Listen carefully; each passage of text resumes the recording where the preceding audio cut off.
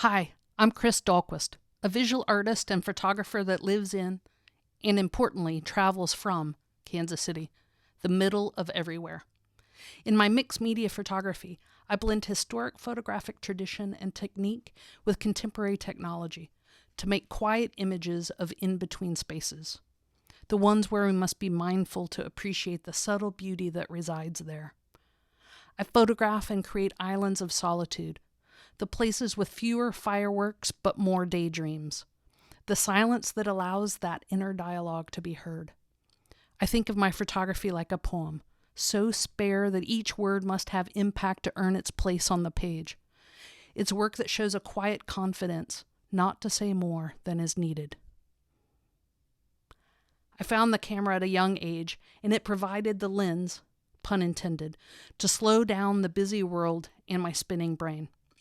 I was and still am at alternate times all of these children, holding on for dear life, calm in the center, relishing the thrill of being on the edge. But like it did with this picture, the camera lets me pause the world and act as an observer.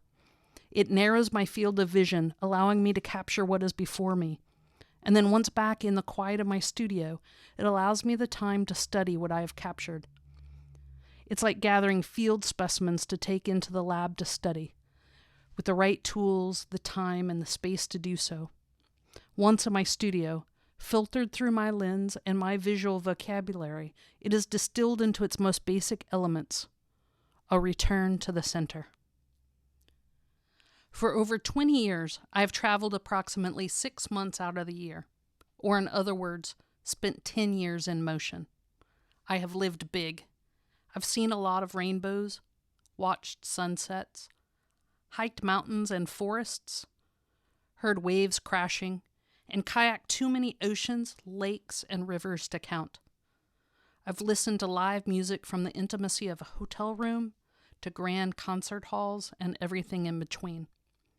My first date with Kyle over 31 years ago included a serenade. Is this abundance? Yes, but you already knew that. It is not necessary for me to point out the beauty of this rainbow, or the crystal clear water below the soaring Tetons, the magic of the redwood forest, or treasures found in faraway lands. But let me instead frame for you the abundance found in fresh air.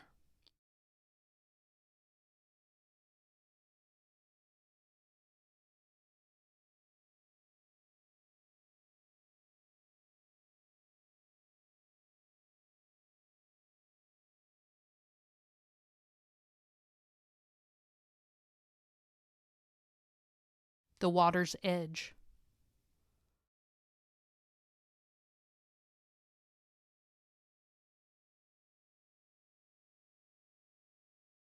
Solitude.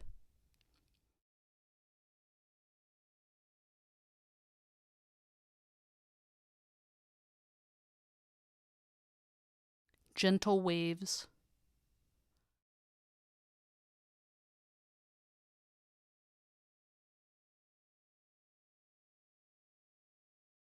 Silence.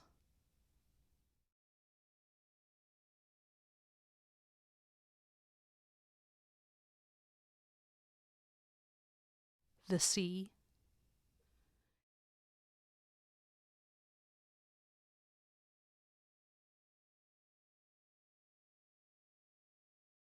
And a habitat's edge.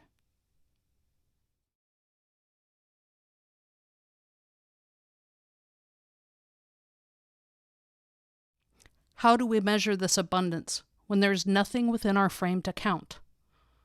How do we measure the value of something that can't be quantified? When society is busy doing a cost-benefit analysis, how do we measure abundance? The sky, the wind, silence, time to be alone with our thoughts. In this new series, Measuring Abundance, I continue my practice of utilizing materials, layers, texture, and the mark of my hand to further the story of the photographs I have captured. For this body, I'm using semi-translucent acetate over a traditional rag paper, obscuring details and adding marks created both digitally and by hand. When I am creating artwork, it is not a linear process. I follow my curiosity, taking all that is going on around me, other projects I'm involved in, things I'm reading. It's all grist for the mill. It all gets poured into the hopper, and then I slow down. Weeks on end in the camper, hiking and kayaking and photographing. And then I return to the studio, working intuitively. All of those experiences find their way into the artwork, sometimes in ways that surprise even me. And then it is only in looking back after it's created that I see the influences, the elements it has in common with my previous work, and the meaning. That is to say that when I begin a new series, I don't set out to tell a particular story. I have images I want to explore and a vague notion of where I want to head, and then I begin playing with archived photographs and materials, often returning to materials that were part of previous experiments, and then are set aside until they are needed. The primary material in Measuring Abundance, a milky white acetate, first made its appearance as negatives for a small series of photogravure prints. It had a small cameo in a one-off piece I made for a benefit, and then it graced the wall next to my desk for a couple of years. Another tool in my tool belt to be deployed when needed. The materiality and the layering of materials is the most constant element throughout my artwork and can be seen in every series I have created, each using different materials that serve to tell a different story. And if I'm honest, I will tell you that after years of wrestling steel through my printer for the mile marker series, and unreliably sourcing a washi paper from Japan for ghost notes, when I began making work for this new series, I had every intention to make works on single layers of paper that was readily available and that came with a user's manual. Let's just say I failed, because that's not what the artwork wanted or needed to be. While the prints on paper were beautiful, they lacked the interest and discovery that I look for in my original works. The layers that allow the viewer to find new things when viewed from different angle or different light. On paper, they are a beautiful image, but I am increasingly understanding my need to make a beautiful object, one that is meant to be experienced, not simply viewed. In fact, one of my favorite things to see at a show is when someone understands the work is changing and begins bobbing around, moving side to side or up and down to get a different view. This is especially true of this work, as viewing it from different angles reveals marks and shadows present on the underlayer, but not readily apparent from straight on.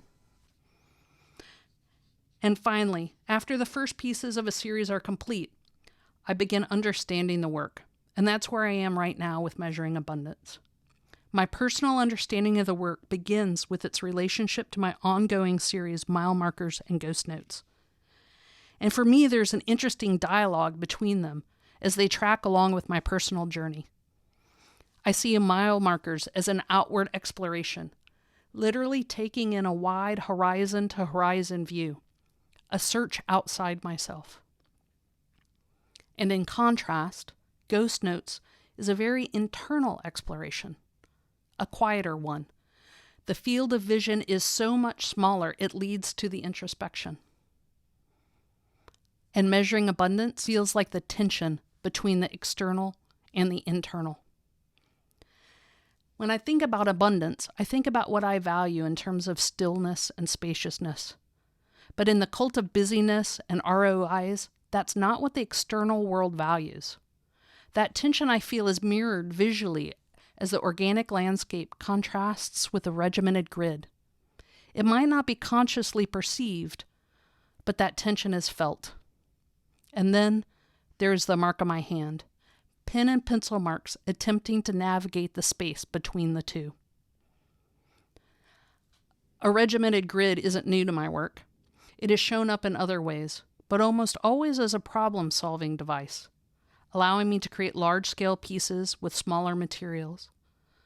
But for some reason, in this work, though I didn't have that problem to solve, I was really attracted to the idea of a grid.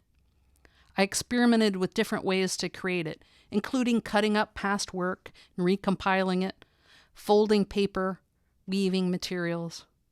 But ultimately, the grid that I laid on top of the images to be able to cut it up became more interesting to me than actually physically cutting the piece. Then after the fact, I recognized how much the grid and cutting up space, or thinking about space in those terms, was a part of my current circumstance and how foreign it felt to me. Kyle and I recently purchased a long derelict building that sits across the street from our house. With this new project and my interest in finding new ways to support artists, I've been very involved in the conversation around real estate development, the role of the artist in that development, and building affordable cities and communities. And so many of these conversations, and of course all the conversations Kyle and I are having about how to bring this building back to life, are centered around value per square foot or acre, cost and return per square foot, parcels and lot lines, return on investment. Everything is about cutting up space to value it. Likewise, in a recent consulting project where I was evaluating the creative economy in Des Moines, I was tasked with demonstrating the value artists bring to that community. If I could put it on a graph, that was even better.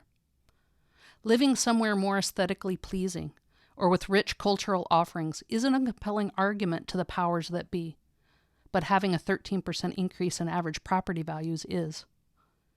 But is that abundance? Recognizing clues to my personal meaning with the artwork is only half the story, and I often hesitate to tell as much as I already have, because I really want all of my work to be open-ended, with a lot of room for the viewer's interpretation, giving just enough hint at the meaning through the titles while allowing plenty of room for the viewer to add their own story. And that's the part I'm really missing right now, is hearing those stories. Because ultimately, it's you that helps me understand the work and add depth to the meaning.